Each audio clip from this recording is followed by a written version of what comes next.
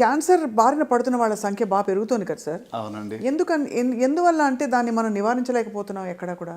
Cancer సంఖ్య ప్రత్యేకంగా మీరు ఇటీవల మీడియాలో కూడా చూస్తే India will be the capital of cancer అని చెప్పి అంటూ ఉన్నారు.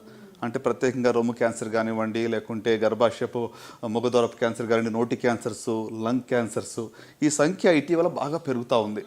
సో కారణం ఏంటంటే లో అండ్ మిడిల్ ఇన్కమ్ కంట్రీస్లో అవేర్నెస్ తక్కువగా ఉంది. అర్లీ డిటెక్షన్కి మన దగ్గర ఫెసిలిటీస్ లేవు. ఇది మెయిన్ కదా సార్. సో ప్రివెంటివ్ స్ట్రాటజీ కూడా మన దగ్గర పెద్దగా లేదు.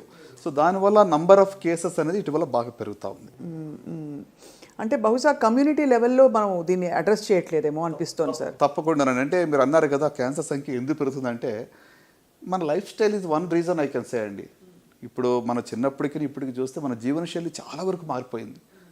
The food that you eat, the air that you breath, మనం పీల్చుకునే గాలి కానివ్వండి, తినే ఆహారం కానివ్వండి, లేకుంటే త్రాగే నీళ్లు కానివ్వండి, అంతా కూడా కలుషితం అయిపోయింది. Even the mental health, stress level చాలా పెరిగిపోయినాము. పరిగెడతా ఉన్నాం అంటే మనసులో ఒక ప్రశాంతత అనేది లేదు.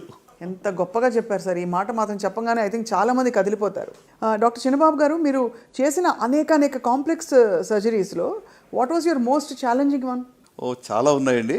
బట్ అంటే నేను చేసిన సర్జరీస్ కన్నా కూడా పేషెంట్స్ మరి ఎంతో గ్రిట్తో వాళ్ళు ఓవర్కమ్ అయ్యి వాళ్ళు దాన్ని అంటే ఆ యొక్క సర్జరీని ఫేస్ చేసి ఆ యొక్క కాంప్లికేషన్ లేకుండా బయటపడడం అనేది మోర్ సాటిస్ఫైయింగ్ అంటాను.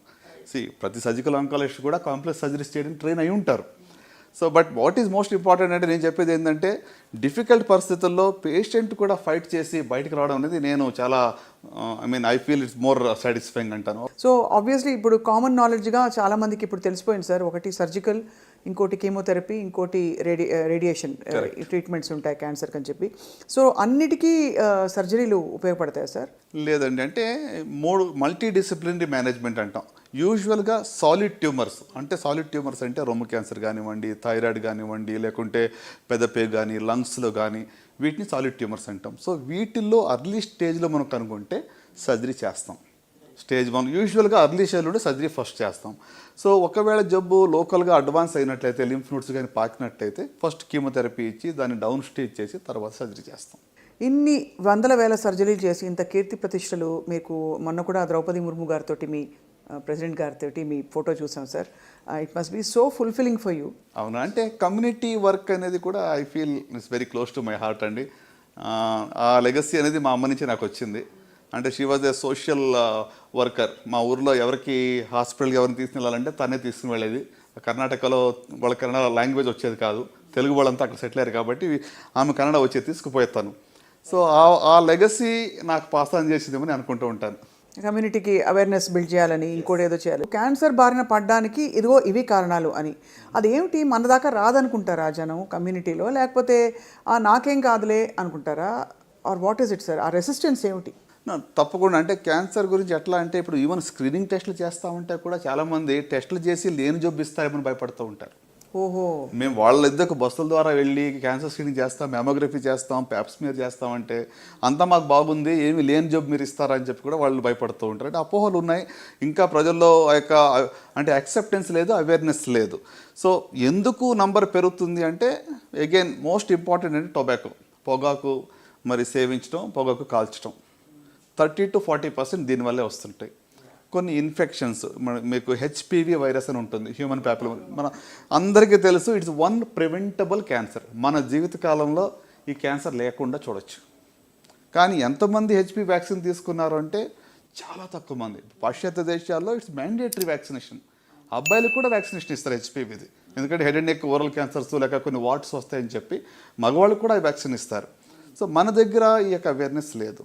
సో ఇండియాలో నంబర్ 2 క్యాన్సర్ సర్వైకల్ క్యాన్సర్, గర్భాశయ ముఖద్వారపు క్యాన్సర్. సో కనుక ఇది ప్రివెంటబుల్ క్యాన్సర్ అన్న మనం ప్రివెంట్ చేస్తే ఎంతో మేలు చేసిన వాళ్ళు అవుతాం, మనకు మనం హెల్ప్ చేసుకున్న వాళ్ళని నేను భావిస్తున్నాను. సో మెయిన్ రెసిస్టెన్స్ వాళ్ళకి టెస్ట్ చేస్తామన్నా కూడా అమ్మో ఈ ఏరియాలోకి మనం ఎంటర్ కావద్దు అని ఒక రెసిస్టెన్స్. ఆ శబ్దం వినకుండా దూరం ఉంటే బాగుంటుంది అన్నట్టుగా ఆలోచిస్తాను. అవును, చాలా sir. I can completely understand sir. Rural India and అలాగే ఇప్పుడు బాగా అన్ని విధాలు అర్బనైజ్ అవుతున్న దేశం చూస్తున్నాం.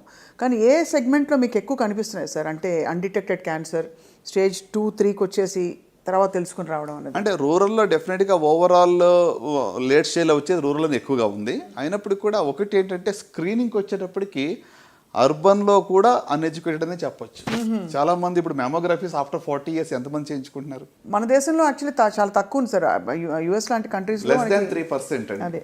సో అంటే ఈవెన్ ఇన్ అర్బన్ ఏరియా ఈ యొక్క అవగాహన తక్కువగా ఉందని నేను భావిస్తున్నాను. సో ఓవరాల్ సార్, భారతదేశం ఏ స్టేజ్లో ఉంది అంటే ఇన్ టర్మ్స్ ఆఫ్ క్యాన్సర్తో పోరాడడంలో మనం ఎంత అడ్వాన్స్డ్గా ఉన్నాం? ఎందుకంటే ఇప్పుడు కొంచెం మారుతున్నాయి పరిస్థితులు, కానీ ఇదివరకు అమెరికా వెళ్ళిపోయేవాళ్ళు. ఈవెన్ కొంచెం మనకి బాగా డబ్బులు ఉన్నవాళ్ళు, అఫోర్డబిలిటీ ఉన్నవాళ్ళు క్యాన్సర్ వచ్చింది అమెరికాకి వెళ్ళాం ట్రీట్మెంట్కి అనేవారు. ఇప్పుడు ఆ పరిస్థితులు మారుతున్నాయి. But how do you rate India on? లేదండి, అంటే క్యాన్సర్ ట్రీట్మెంట్కి వచ్చేటప్పటికి ఇండియాలో మన వెస్ట్రన్ కంట్రీ కంపేర్ చేస్తే ఏమాత్రం తక్కువ లేదు. అంటే క్లినికల్ రీసెర్చ్, కొత్త మాలిక్యూల్స్ అండ్ ట్రయల్స్ అవన్నీ కూడా అక్కడ ఎక్కువగా ఉండొచ్చు తప్ప టెక్నిక్ వైజ్ కానీ, సర్జికల్ స్కిల్స్ వైజ్ కానీ, లేకుంటే ఎక్విప్మెంట్ వైజ్ కానీ, ఇన్ఫ్రాస్ట్రక్చర్ వైజ్ కానీ మనం ఏమాత్రం కూడా తక్కువ కాదు.